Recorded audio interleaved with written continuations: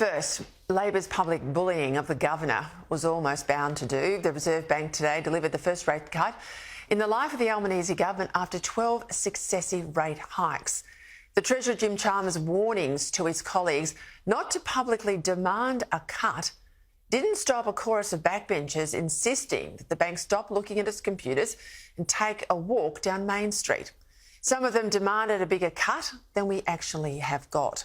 The truth is, Chalmers didn't try and stop his colleagues bullying the bank because he believes in its independence or because he respects the governor to do her job without his interference. Not at all. He did it because he didn't want the all but inevitable rate cut to be seen as the result of government pressure. He wanted it to look like it was a reward from the bank for how well he thinks the government's running the economy. And yet it's actually the reverse. Because the fact is, rates are finally going down because of the cost of living crisis and not because this Labor government knows how to run an economy. Indeed, from the beginning, this government has made cost of living pressures worse by its climate-obsessed drive for a renewables-only power system and its union-driven assault on productivity and its inability to control record migration that's putting downward pressure on wages, upward pressure on housing and massive pressure on our infrastructure. On this government's watch, there have been 7 successive quarters of negative economic growth per person. So that's a deep household recession. There's also been a near 10% drop in our living standards and productivity. Well, that's back where it was 5 years ago.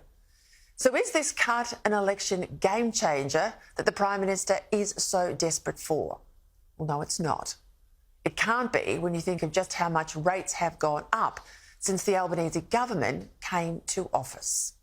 In the course of the last 2.5 years or so, since interest rates have been rising, a typical Australian household has paid an extra $50,000 in interest rates than they had expected to pay. Nor does this cut today imply that more cuts are on the way, as the Reserve Bank Governor made very clear in her remarks after the meeting. Today's decision does not imply that further rate cuts along the lines suggested by the market are coming. The board needs more data and evidence that inflation is continuing to decline before making decisions about the future path of interest rates. The board is very alert to upside risks that could derail the deflationary process.